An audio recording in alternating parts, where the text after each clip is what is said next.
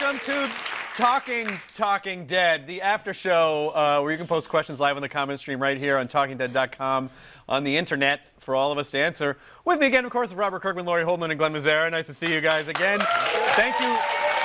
First of all, thank you for not getting up and leaving in the last 2 minutes. It's nice that you guys stuck around. We're just going to try to conquer as many viewer questions as possible. So here we go. Larry M., live stream on TalkingDead.com. Rick's eyes have the same vacant zombie look that Shane had before he died. Are we sure the disease can't affect you when you're alive? No, maybe. I don't know. We don't know. We'll have to see. Oh, crap. Best answer. Brad B., live stream on TalkingDead.com.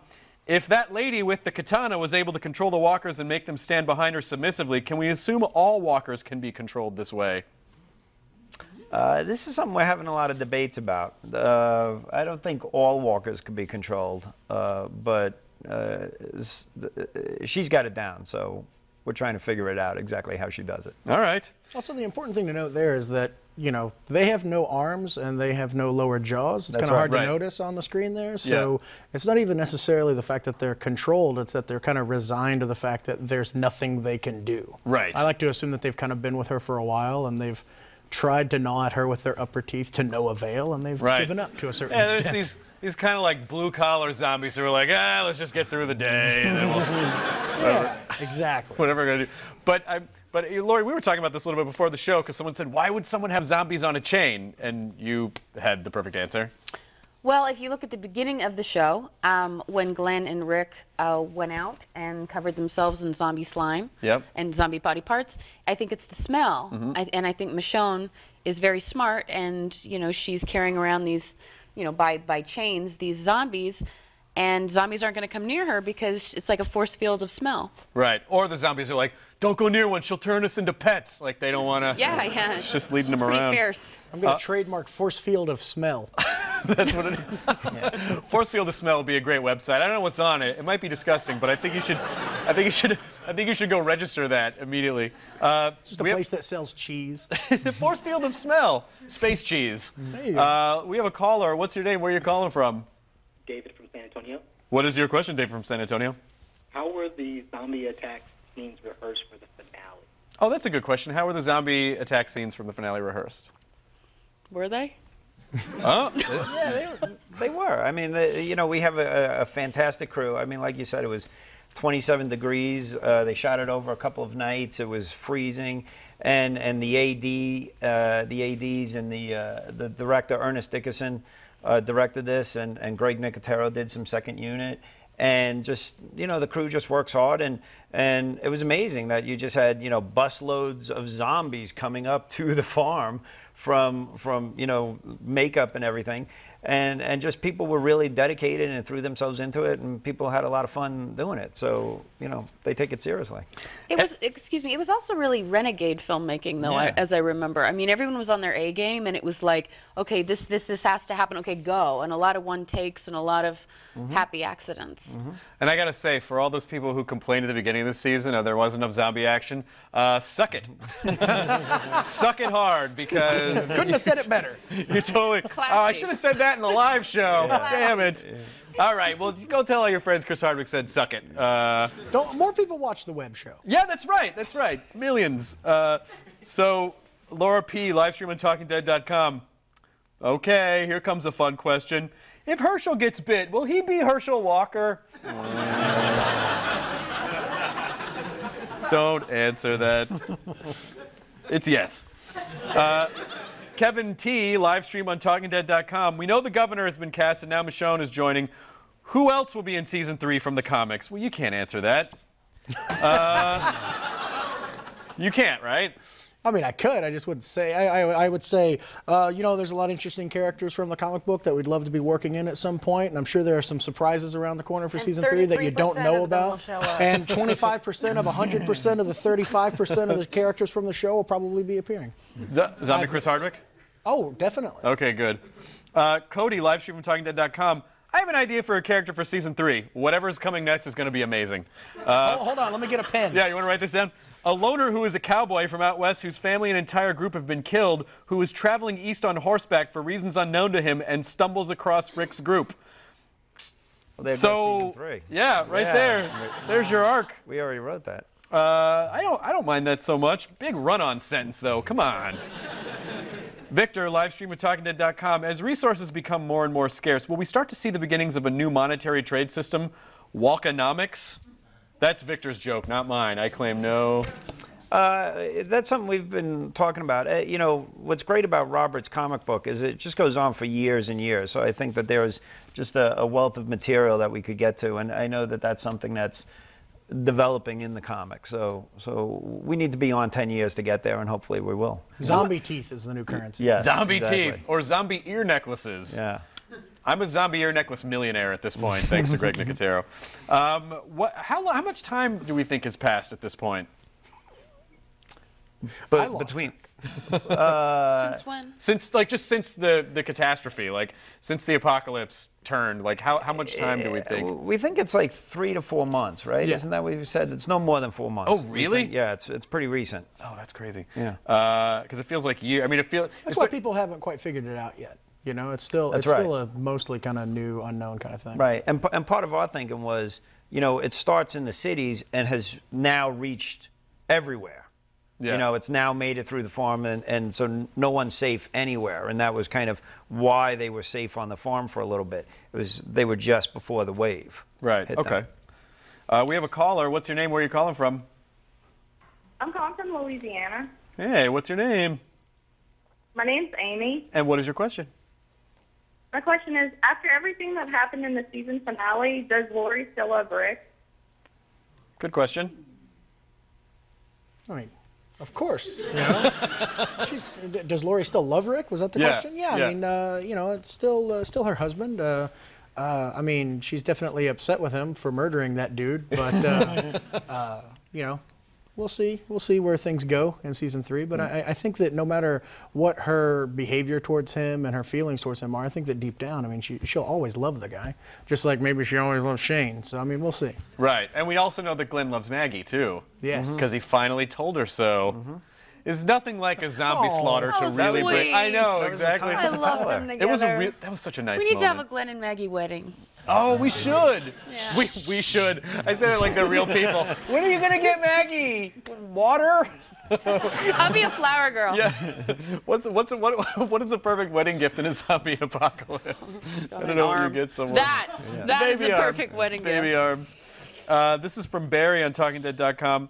During the campfire scene, does Rick sound just like Christian Bale from Batman?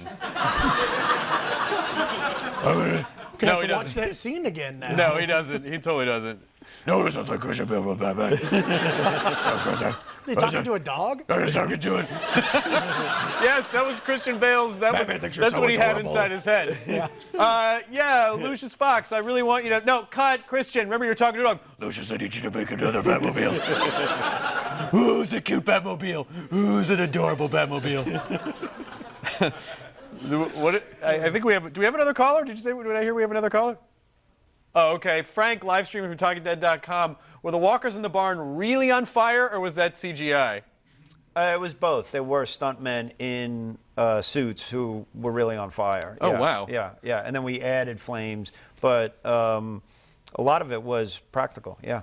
Boy, when someone's on fire, you really can't like cut and then start tweeting or anything. Like you really have to. No, you got to be on your game. You really got to be on your They game. get mad if you make them stay on fire for too long. Right. Yeah. But I got to hand it to Stargate because I saw some of the effect stuff when they were doing it. They would have to go into the guys that were in suits and like sculpt faces on them and stuff so that you could wow. see Take them out inside the suits. They had- fire. And, yeah, they had to erase Yeah. the suits. Yeah, like there was a kinda guy that cool. looked like he had a mitten on because he was in a fiery suit and they had to like Right. put a hand there. And Yeah, it's it's pretty really amazing. amazing work. I mean, just like one of the things that I couldn't stop thinking about when it's looks like that swarm of zombies was.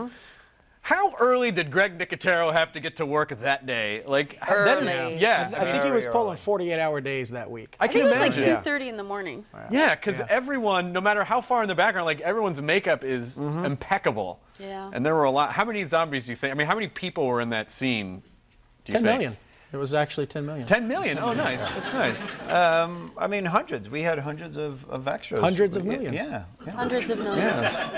Sandra from live stream on TalkingDead.com. Daryl should lead them now. He tracks, he hunts, he can make squirrel stew for them every night. All right. I love Daryl. Yeah, Daryl's great. Although, it was a little challenging to Daryl when Carol was like, "You're his henchman," or like that was kind of a like, whoa. That's their relationship. When are they gonna do it? They totally are gonna do it. It's not all about sex, Chris. No, but sometimes it is. Please, for me, let it be about that sometimes. Maybe they've already done it. We don't. Oh my God. When did that happen? I think they just really love each other as people. Yeah, they do. No, it's not always about sex, but you still. This coming from the woman who hopped on Shane in the car. Okay. I had a moment.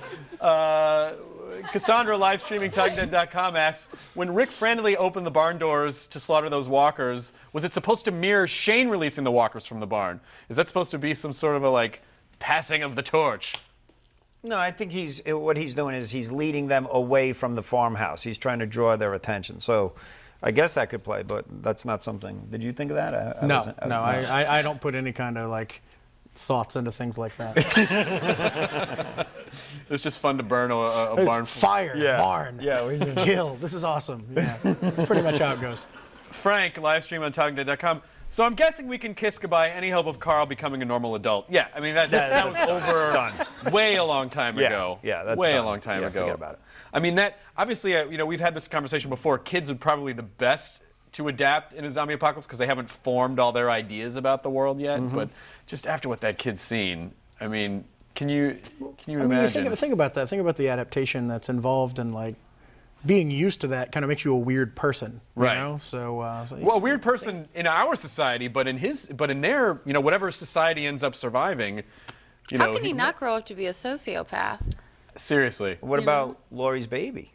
Yeah. I mean, if that baby grows up, you think it's going to be like a murder baby? I mean, they won't have any inclination of what happened before the apocalypse. They're growing up, if they grow up, totally in that world. Yeah. It's a scary thought. Well, and can I tell you one thing that I was thinking when I was watching? I was thinking, with the whole we're all infected, what's this baby going to be like? Yeah, I don't know. Yeah.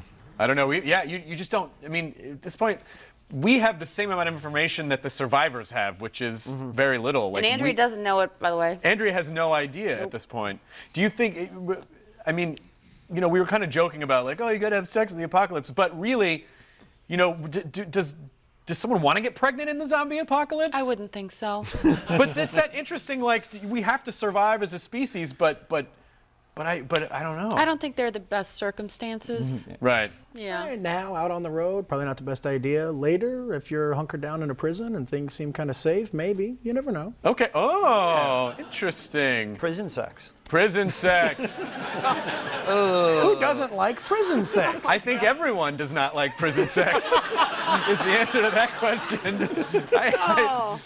No, 50% of the people in prison like prison sex. What are you talking about? You're right. I'm sorry. The other 50 that You're don't. right. No, they really don't like The it. number is an even split. Is 50%. Yeah, 50% love it, and 50% are like this again. Like they don't. This took a turn. Yvonne on the live stream of Talking Dead. The web show's a little looser, Lori Holden. TalkingDead.com asks, is Herschel's faith so shaken that he now believes the walkers are actually God's design? Yeah, that's what he's saying. He's saying, I thought God had something a little different in mind. So yeah, I think he's trying to figure it out. He really is trying to figure it out. Yeah. We're all trying to figure it out. Yeah. I think we have time for a couple more questions. We have time for one more question, I've heard. No, that's would you rather. Those are not right. All right. Did I ask all these? As resources become more and more scarce, will we... I already saw that one. I think I've asked all the questions. That's pretty much it. There is no way Chris Hardwick is out of questions. Yeah, I'm not. Okay, I got one more. I got one more. Was the funeral and Walker slaughter scene that opened the second to last episode paying homage to the baptism and massacre scene at the end of The Godfather? Wow, people are really finding some stuff in your work. I'm going to say no, not Godfather. I was actually thinking more of the De Niro Pesci beatdown in Goodfellas. Oh, okay. They're stomping the guy in the bar. Dennis Farina. Yeah. Time to go get your effing shine box. Yeah. That's so that's what they were saying to the Walker. Yeah. Go get my shine box. Go get your shine box, Walker. Like that's what they should. Exactly. That's what they should have been saying. Guys, I cannot thank you enough for being here. This was an amazing season. Thank you. Congratulations, Thank you so much. Lori, Robert, Glenn. Thanks for joining us tonight. Stick around on TalkingDead.com where you can find behind-the-scenes footage, trivia, questions, and the Undead conversation continues 24/7. Hope to see you after the summer. Thanks a lot, you guys. Good night. Bye.